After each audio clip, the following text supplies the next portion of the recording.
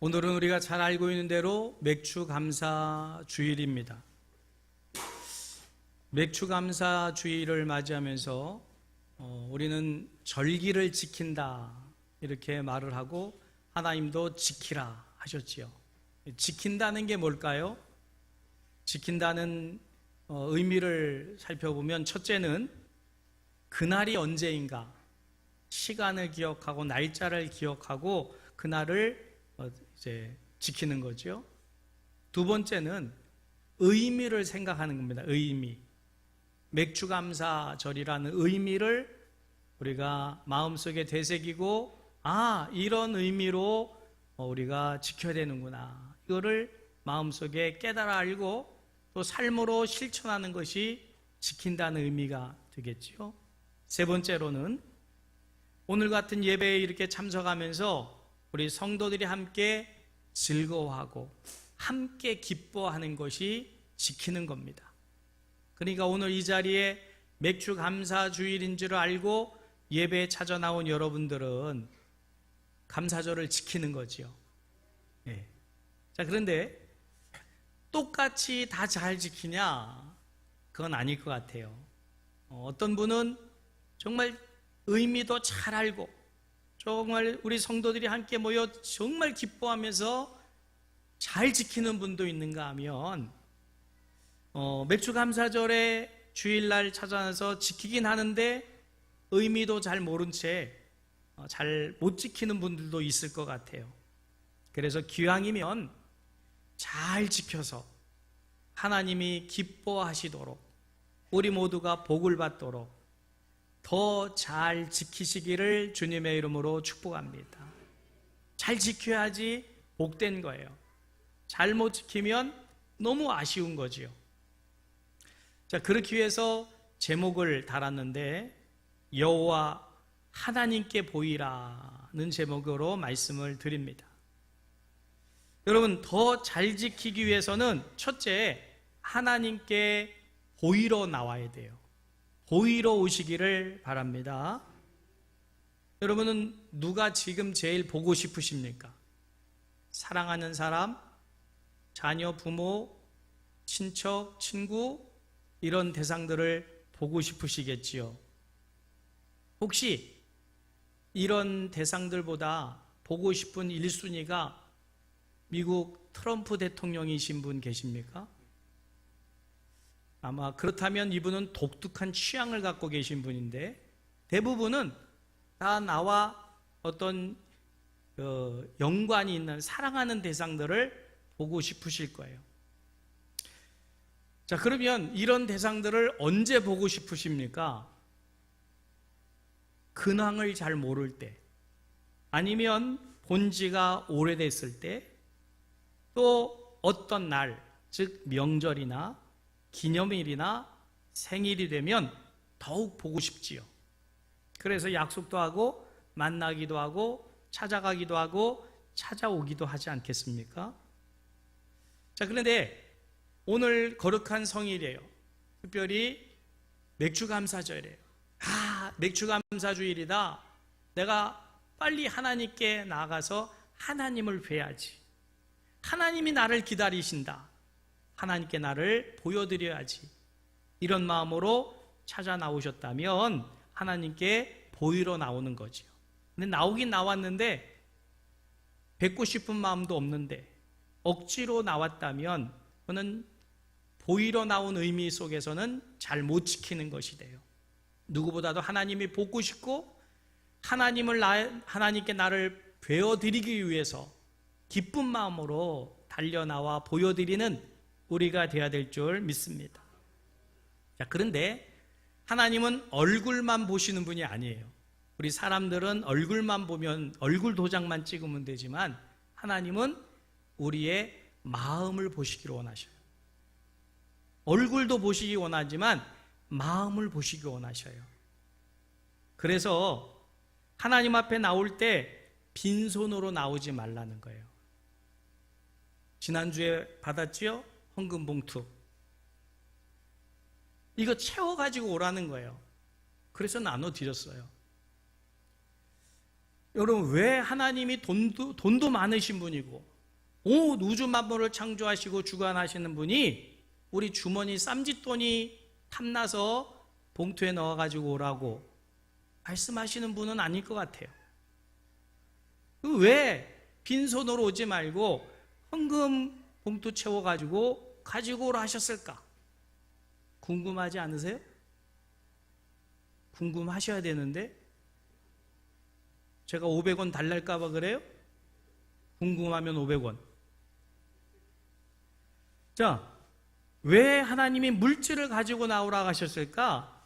물질 속에 우리의 마음이 있기 때문에 그래요. 그래서 하나님께서 말씀하셨잖아요. 이 마음 있는 곳에 물질이 있음을 아셔서 물질에 우리의 마음을 담아가지고 오라는 거예요. 마음을 보시기 위함이에요. 마음. 자, 여러분, 물질을 누구에겐가 드리고 또 하나님께 바친다고 할 때 그냥 되는 게 아닙니다. 첫 번째로는 마음을 먹어야 돼. 드려야 되겠다는, 줘야 되겠다는 마음 먹지도 않고 막 합니까? 그 정도로 돈이 많아요? 마음도 안 가는데 막 돈을 풀어주는 사람이 있을까요? 그건 별 의미도 없어요, 사실. 마음이 먼저 있어야 돼요. 드려야 될 마음. 그 마음 때문에 드리라고 하는 거니까. 두 번째는 액수를 정하겠죠, 액수. 얼마를 드릴 건가? 우리는 넉넉하지들이 않아요. 그러니까 사실은 없는 가운데 쪼개서 드려야 되는 거니까, 쓸 것 중에 아껴서 드려야 되니까 고민될 수밖에 없지요. 여러분, 지난주에 봉투 받고 고민이 안 되신 분이 있다면 생활의 삶의 질이 그래도 여유 있는 분들이에요. 고민된다면 쓸 것 아껴서 드려야 되니까 고민될 수밖에 없지요. 그래서 하나님은 우리의 그 고민의 마음도 아셔요. 그래서 오늘 본문 말씀에 이렇게 말씀하시는 거예요. 뭐라고 말씀하십니까? 빈손으로 오지 말되 우리의 주신 복이 있습니다. 그래서 그 복을 따라서 하나님께 형편대로 하라는 거예요. 형편이 다 다르잖아요. 어떤 사람은 형편이 좋을 수 있고 어떤 사람은 형편이 형편없을 수 있고, 그래서 형편대로 하되, 중요한 것은 인색함으로 하지 말고 자원하는 마음으로 하고 즐거운 마음으로 하라 라고 하는 거예요. 그러니까 헌금은 액수보다 뭐가 중요해요? 거기 내 마음을 얼마나 담겨 있는가가 중요한 거죠. 그래서 하나님은 외모를 보질 않고 그 예물에 담겨 있는 우리의 마음의 중심을 보시는 거예요. 그 마음을 보시기 위해서 너희는 내게 나오라 그랬고, 공수로 오지 말고 빈소로 오지 말고 그 마음을 물질에 담아서, 물질에 너희 마음이 있으니까 그 물질에 너희 마음을 가지고 오라는 거예요. 여러분, 성경에 보면 많이 드리고도 저주를 받은 사람이 있어요. 땅을 팔아서 하나님께 드린다? 쉬울까요? 쉽지 않습니다. 어떻게 모은 재산인데. 그런데 초대교회 때 성령께서 강권적으로 역사하시고 은혜가 풍성하니까 너무 기쁘고 감사해서 땅들을 막 팔아서 바치는 역사가 있었어요. 그때 아나니아와 삽비라도 성령의 감동 때문에 우리도 땅 팔아서 바치자. 그래서 밭을 팔아서 드렸어요. 바나바란 사람도 똑같이 밭을 팔아서 하나님께 드렸는데 어떻게 됐는지, 이 아나니아와 삽비라는 드리고도 저주받아서 죽었어요. 세상에, 아니 밭을 팔아 드렸는데 왜 죽임을 당할까? 거짓된 마음 때문이었습니다. 거짓된 마음. 하나님은 마음을 보시거든요. 물질의 액수를 보시는 게 아니라, 자, 땅 팔아 드려야지. 마음에 감동이 됐어요? 거기까지는 얼마나 좋습니까? 근데 땅을 팔아서 막상 돈을 손에 쥐고 나니까 욕심이 생겨서 반을 뚝 떼놓고 반만 갖다 드렸으면서 문제는 거짓말을 한 거예요. 이게 답니다 라고 거짓말했어요. 양심을 속였어요. 거짓된 마음으로 드렸어요. 그래서 바치고도 저주를 받은 거예요. 여러분, 우리 물질에는 마음이 담겨 있어요. 거짓될 수도 있고 인색할 수도 있고 기쁠 수도 있는 마음이 물질에 지금 있어요. 하나님은 그 마음을 받기 원하시는 거예요. 여러분, 우리의 마음을 하나님께 물질에 담아서 드릴 수 있기를 주님의 이름으로 축복합니다. 헌금은 그래서 감사의 표현이고 또 신앙의 표현이고 우리의 마음이에요. 여러분이 가지고 나온 헌금은 마음입니다. 하나님 그 마음을 받으시는 거예요. 여러분, 이 맥주감사절에 하나님께 마음을 보여드리기를 주님의 이름 축복합니다. 내가 하나님을 얼마나 사랑하는지, 하나님께 얼마나 드리고 싶어 하는지, 하나님을 얼마나 보고 싶어 하는지 그 마음을 들으시기를 바랍니다.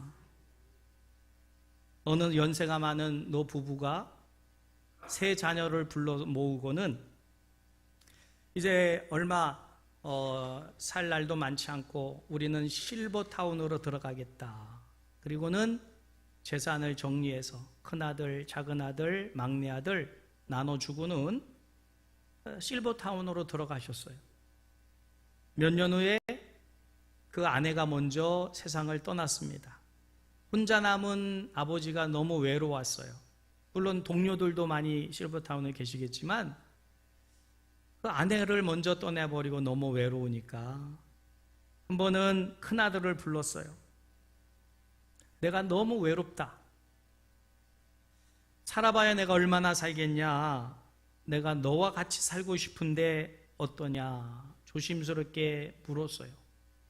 그랬더니 아내와 상의를 해보겠노라고 하더니 대꾸가 없어요. 말이 없어요. 싫다는 거겠지요. 그래서 이 아버지가 둘째 아들을 불렀습니다. 역시 얘기를 했어요. 외롭다. 너희 집에 가서 좀 살았으면 좋겠는데 네 의향은 어떠냐? 역시 대답이 없습니다. 아버지가 이번에는 막내 아들을 불렀어요. 그래서 얘기를 했더니 이 막내 아들은 반색을 하면서 아유 아버지 저희 집에 오신다니 형님 둘도 있는데 저희 집에 와서 사신다니 감사하다고 오시라고 제가 모시겠다고 당연히 모셔야지요. 기쁨으로 아버지를 모셔가기 위해서 아예 리모델링을 다시 해서 아버지 거처할 방을 따로 하나 만들고 화장실도 만들고 그래서 아버지를 편히 쉬게 모셨어요. 아버지가 오셨는데 불과 몇 달 못 살고 돌아가셨어요. 돌아가시면서 이 막내 아들에게 이제 그 양로원에 실버타운에 들어갈 재산을 줬는데 그 재산이 나눠준 재산보다 훨씬 더 많았던 거예요. 막내 아들에게 그걸 다 주고 갔습니다. 여러분, 마음을 보여준 막내 아들은 이런 복을 충분히 받을 만한 사람이지요. 아닌가요? 하나님 오늘 마음을 보시기 원하시요. 여러분의 마음을 보시고 하나님은 그 마음에 복을 받을 사람이면 복을 주신 하나님이신 줄 믿습니다. 근데 물질에 인색함이 묻어있고 아까움이 있고요. 바들바들 떨면서 억지로 드린다면 그건 예물의 가치가 없어요. 그래서 빈손으로 오지 말라고 하신 거예요. 여러분, 물질에 여러분의 마음을 담아서 하나님께 들으시기를 바랍니다. 그럼 하나님 그 마음을 받으시고는 그것 이상 몇 배, 100배, 1000배, 만배로 채워주실 하나님이신 줄 믿으시길 바랍니다. 그거 탐나서 받으려고 하는 게 아니거든요. 마음을 알기 위해서 마음을 보여드리시기를 바랍니다. 마음을 보여드리는 기회가 돼야 돼요. 아멘. 두 번째로 택하신 장소로 가야 돼요. 내가 가고 싶은 데로 가면 안 되고요. 15절 말씀 같이 읽을까요? 네 하나님 여호와께서 택하신 곳에서 너는 이래 동안 네 하나님 앞에서 절기를 지키고. 택한 곳으로 가라는 게 택한 곳. 여러분, 하나님이 택한 곳이 어딜까요? 당연히 하나님의 집인 성전이지요. 오늘도 이 시간 안방에서 TV를 통해서 인터넷으로 기독교 방송으로 예배를 드리는 분도 계실 거예요. 거긴 택한 장소가 아닙니다. 자신에게 편리한 장소지 택한 장소가 아니에요. 하나님은 택한 장소로 오라는 거예요. 힘들지만, 어렵지만 택한 장소로 와라.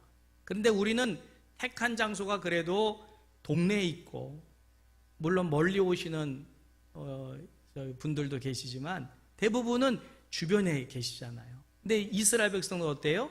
1년에 3차례 전국에서 모이려니 이게 쉬운 게 아니에요. 그러나 하나님이 택한 장소로 가야 되는 거예요. 왜 그럴까요? 거기가 거룩한 곳이에요. 거룩한 곳에 가야 거룩함이 내게 묻어요. 내가 물들어지니까 그 거룩한 곳으로 나오라는 거예요. 거룩함이 뭘까요? 깨끗함일 수도 있는데, 자, 여러분, 주부가 식구들에게 밥을 대접하려고 밥솥에 밥을 했어요. 밥이 꼬실꼬실, 저는 꼬실꼬실한 걸 좋아하니까 먹음직스럽게 잘 됐어요. 그러면 밥솥에서 밥을 푸겠죠? 어디로 옮길까요? 밥그릇으로 옮기잖아요. 개별적인 밥그릇으로. 그리고 각자에게 나눠주면 그 밥알은 어디로 어떻게 옮겨지나요? 숟갈이나 수저를 통해서 입으로 옮겨지지요.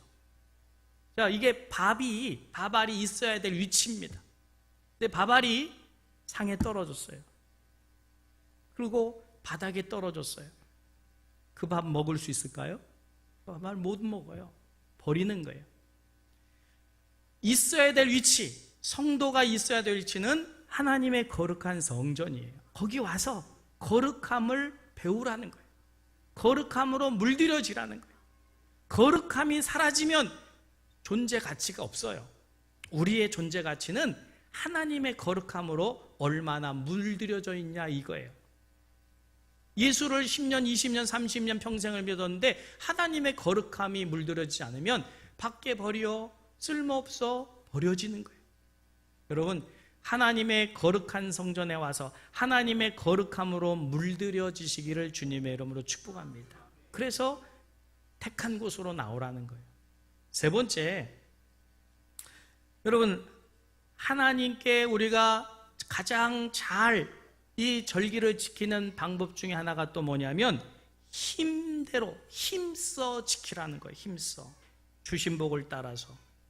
17절 말씀 같이 읽겠습니다. 시작. 각 사람이 네 하나님 여호와께서 주신 복을 따라 그 힘대로 드릴지니라 그랬어요. 힘대로 하라는 거예요. 힘.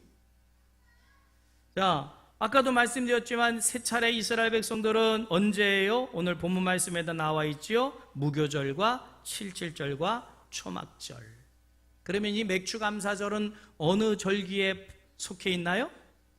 지난주에 그렇게 말씀드렸는데 77절에 속해 있잖아요. 77절. 그래서 읽겠습니다. 10절 말씀에 네 하나님 여호와 앞에 77절을 지키되 네 하나님 여호와께서 내게 복을 주신 대로 네 힘을 헤아려 자원하는 예물을 드리고. 그랬어요. 힘대로 하는 게 중요한데, 자, 이스라엘 백성들이 이렇게 1년에 3차례 성전으로 가려면 보통 한 주, 2주 걸릴 수도 있어요. 그때는 교통이 걸어 다니는 거니까. 그러면 전국에서 그 예루살렘으로 걸어가려면 심지어 한 달 걸릴 수도 있는 거예요. 그러면 1년에 몇 차례예요? 3차례예요. 그러면 집안이 비기도 해요. 이거 쉬운 일이 아니에요. 자, 여러분, 쉽지 않은 일을 쉽게 하는 비결이 있습니다.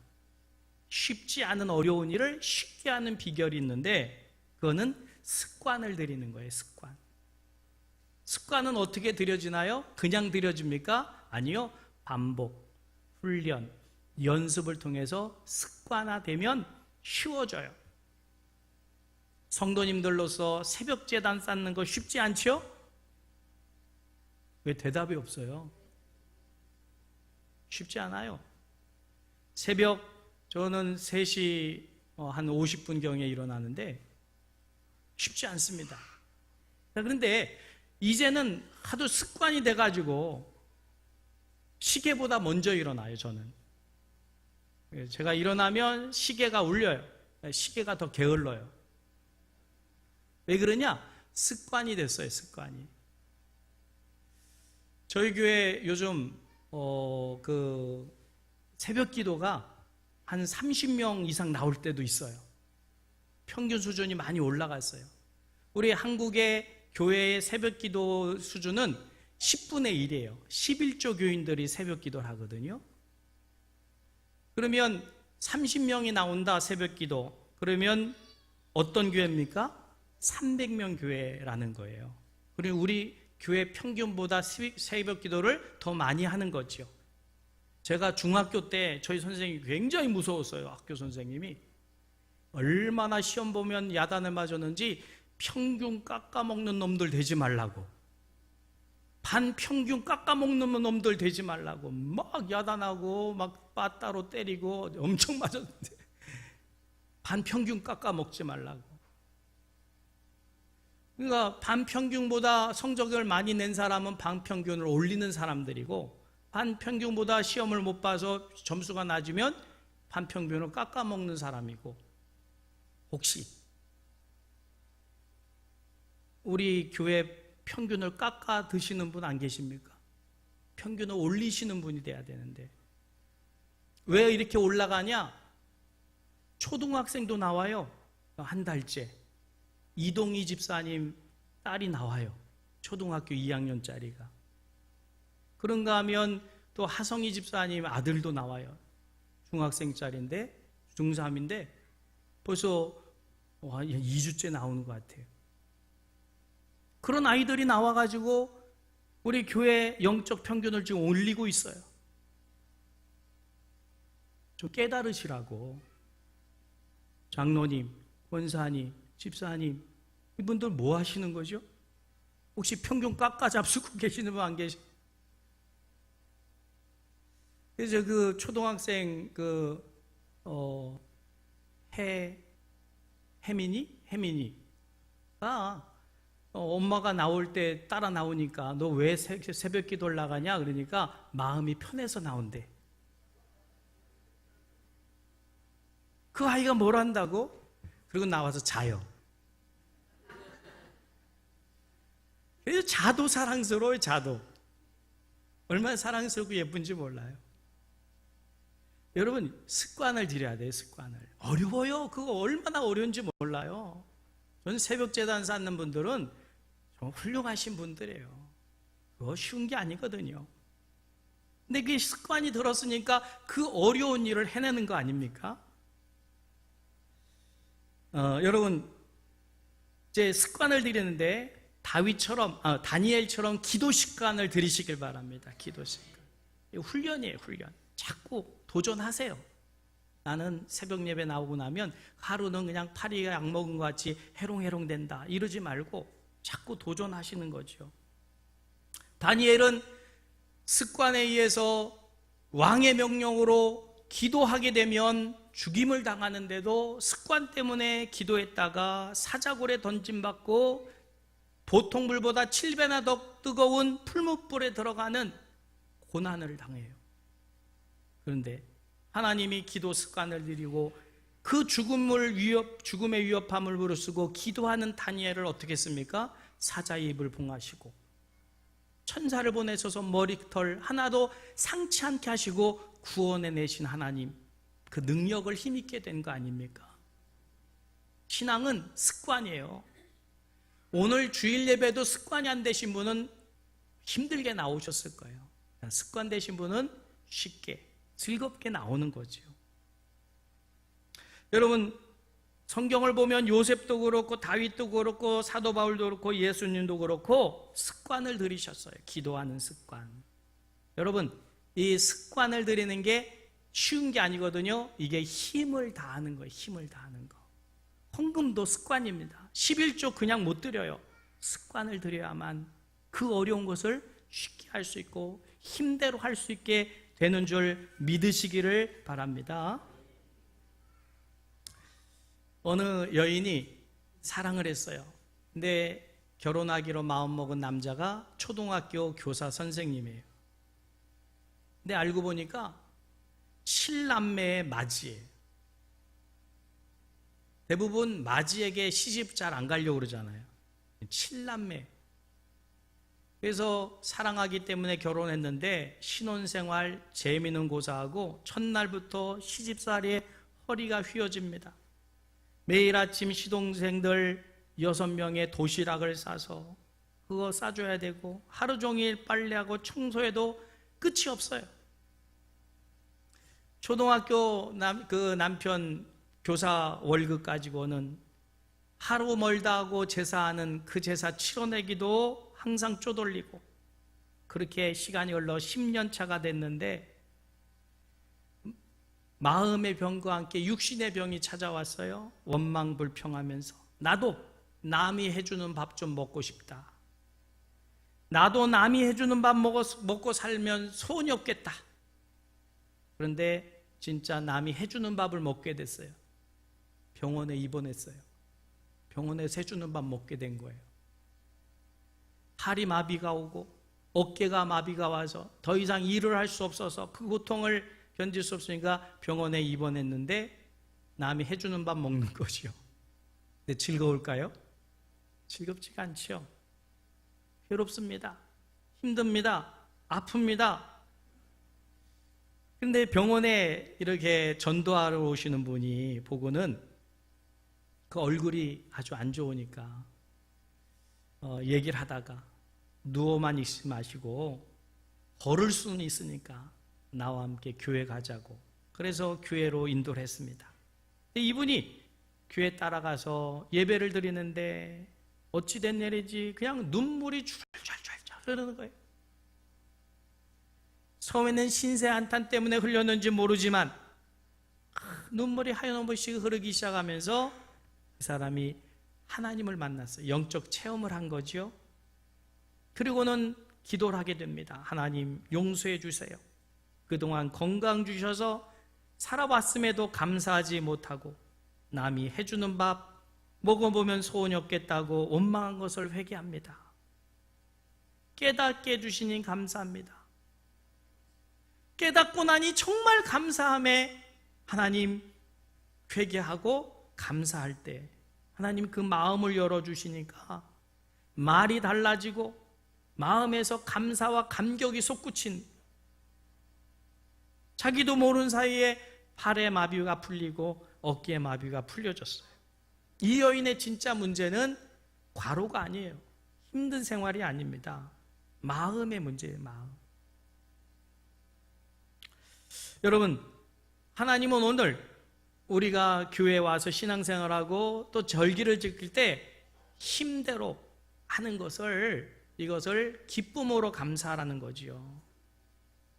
자, 그러면 아까도 말씀드렸지만 이스라엘 백성들은 절기 한번 지키려면 어떻게 해야 돼요? 먼 길을 걸어와서 그리고 며칠, 몇 주, 한 달씩이 그렇게 걸릴 수도 있어요. 자, 그러면 집안 꼴은 어떻게 될까요? 나머지는 어떻게 될까요? 걱정이 스럽지 않습니까? 그래서도 못할 수도 있는데 하나님은 이것까지도 다 아셔서 중요한 말씀입니다. 출애굽기 34장 24절을 찾아보세요. 출애굽기 34장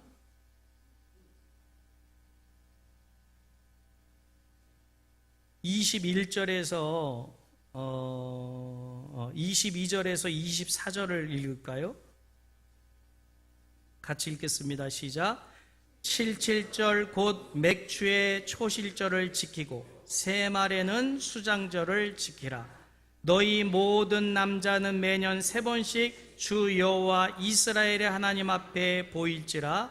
네가 이방 나라들을 내 앞에서 쫓아내고 네 지경을 넓히리니 네가 매년 3번씩 여호와 네 하나님을 뵈려고 올 때에 아무도 네 땅을 탐하지 못하리라. 아멘.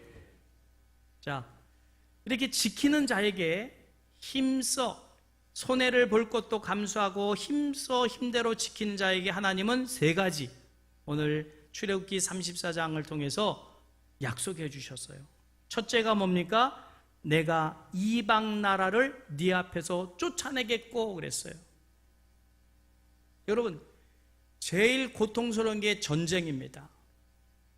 근데 강대국이 침략을 하면 수고의 땀이 일순간에 다 빼앗기고 다 폐허가 돼요. 그러니 그 침입을 막아줘야 되는데 하나님께서 절기를 지키는 자의 그 나라를 어떻게 하시겠다고요? 이방 나라들을 쫓아내겠다. 즉 침공하지 못하게 해주겠다.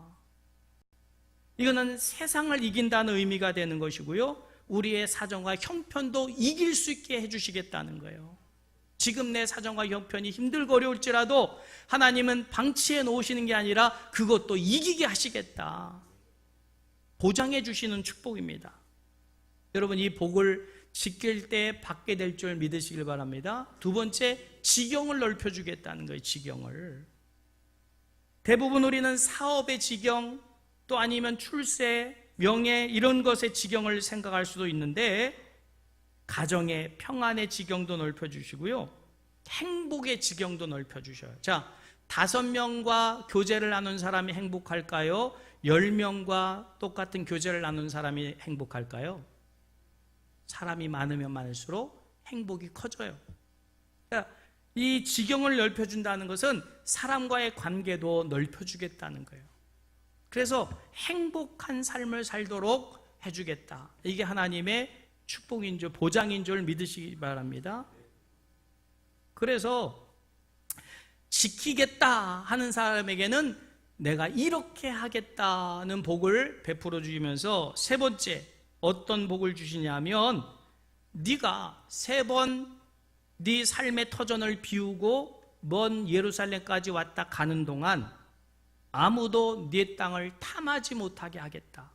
하나님이 불꽃 같은 눈으로 우리의 사업과 가정과 직장과 자녀와 모든 것을 내가 하나님을 힘써 지키고 말씀을 따를 때에 보장해 주겠다는 이 복을 받으시기를 바랍니다.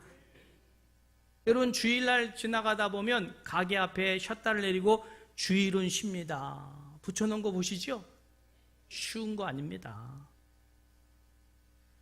이거 내 땀이 없더라도, 오늘 내가 수고하지 않더라도 하나님이 지켜주실 것을 못 믿으면 못 내려요. 이거 내리고 써붙인 분들은 내가 오늘 하루 수고의 땀을 흘리지 않아도 하나님이 책임져 주시고 보장해 주실 것을 믿기 때문에 내리고 붙이는 거예요. 신앙의 고백입니다. 그 알로에마임이라고 회사가 있어요. 들어보셨지요? 제가 1년에 한 차례씩 이 알로에마임에서 세미나가 있어서 몇 번 참석을 했었는데, 이 알로에마임의 회장이 유영섭 장로님이셔요. 이제 목사님들이 세미나를 하게 되면 오셔서 항상 인사를 하시고, 또 거기 식당에서 참 풍성한 대접도 해주시고. 근데 이분은 원래 독실한 불교인이었어요. 사업 실패 후에 병명도 모르는 병에 걸려서 걷지도 못하고 고통을 당할 때 아내 권사님의 인도로 이제 신앙생활을 시작하게 되면서 새벽 제단을 쌓으면서 기도하면서 그 사업의 어려움 가운데도 마음의 평안을 이제 유지하고 있는데, 그럼에도 불구하고 사업은 갈수록 더 악화되어서 차비조차 없어서 걸어 다닐 지경으로, 수많은 빚쟁이들이 갚아내라고 그런 상황 속에 어느 날 주일날 예배에 참석했는데 문득 하나님 말씀이 확 다가오는 것을 깨달았어요. 마태복음 6장 33절 말씀, 너희는 먼저 그 나라와 그 의를 구하라. 그리하면 이 모든 것을 너희에게 더하시리라. 이 말씀이 확 마음에 와닿으니까 감격이 됐어요. 아, 그렇구나. 이제는 내가 나를 위해서 하기보다 이 사업을, 하나님이 하게 하신 사업을 하나님의 영광을 위해서 해야 되겠다. 이 마음을 가지고 금식기도원에 들어가서 사흘 동안 금식기도를 했어요. 사흘 굶었으니 몸에 힘은 빠졌지만 하나님이 그 마음에 기쁨을 주셨고 확신을 주셨습니다. 그래서 그 금식기도를 마치고 내려와서 빚쟁이들에게 용서를 구하면서 반드시 갚겠습니다. 어차피 못 받지 않습니까? 반드시 갚겠습니다. 서약을 하고, 그러면서 하나님이 나에게 1%의 힘만 주신다면 나는 성공할 수 있다는 확신이 들어서 기도하면서 사업을 구상하고 차린 회사가 알로에 마임입니다. 이 알로에 마임 연수원에 가보면요, 얼마나 잘 해놨는지 몰라요. 광고에 나오는 많은 광고들이 거기서 찍고 드라마도 거기서 찍고 그래요. 그래서 그 넓은 푸른 초원에 나무 한 그루 있고 의자 하나 있고, 그 다음에 요즘 드라마도 그 배경이더라고요. 제가 보니까 뭐지? 내 비서가 김비서가 왜 그랬을까? 이 제목인데, 그거 보니까 그 배경이 나와요. 유리로 지은 건물에서 아주 그 남자가 아주 이렇게 하는 그런 게 나오잖아요. 아주 멋있는 집. 그거 다 거기 있어요. 아주 잘 해놓고 대접을 많이 해요. 자, 그래서 이 알로에 마임을 처음 시작하면서 사운을 정했어요. 거기 가면 사운이 보여요. 하나님을 기쁘시게, 사람을 기쁘게. 이 사운이에요. 그래서 하나님을 어떻게 기쁘시게 하냐? 감사로 기쁘시게 해요. 감사하니 하나님께 그냥 예물을 많이 드려요. 사람들은 어떻게 기쁘게 하냐? 내 물건을 사주니 감사해서 이웃 돕기를 그렇게 많이 해요. 베풀어요. 많이 베풀어요. 목사님들이 한 300여 명 모여서 세미나를 하게 되면 식사 대접을 마지막 날 융숭하게 해줘요. 평상시에 먹어보지도 못하던 음식들을 그렇게 해줘요. 그러니 그 대접받고 먹은 사람 목사님들이 어떻게 축복하지 않겠어요? 하나님 이 기업 잘 되게 해주시고 진짜 하나님을 기쁘시게 하고 사람을 기쁘게 하는 기업 되게 하옵소서. 그래서 지금 전국적으로 800개가 넘는 지점에다가 연 매출 3천억이 넘는 엄청난 회사로, 중견회사로 발전을 했는데 초심이 변하질 않아요. 여러분, 하나님께 우리가 힘써 감사하고 또 사람들을 함께 기뻐할 때 하나님은 그 손길에 복을 주실 줄 믿으시길 바랍니다. 그래서 영국의 성경 주석가인 매튜 헨리 목사님은 감사란 수학에서 더하기와 같아서 모든 것에 감사하면 하나님은 거기에 축복을 더하신다. 그러나 반대로 원망하고 불평하면 빼기가 돼서 있는 것까지 빼앗긴다. 여러분, 왜 맥주감사절을 지키게 하십니까? 우리 가진 것, 수고의 땀에 그 헌금 몇 푼 하나님 뺏으려고 맥주감사절 지키라는 게 아니에요. 힘써 감사함으로 지키면 하나님은 우리에게 수고의 땀에 100배도 60배도 30배도 더하신 하나님이신 줄 믿으시기를 주님의 이름으로 축복하면서 절기가 다가올 때 절기들의 의미를 생각하면서 더 잘 지키고 복을 받아 누리시기를 주님의 이름으로 축원합니다.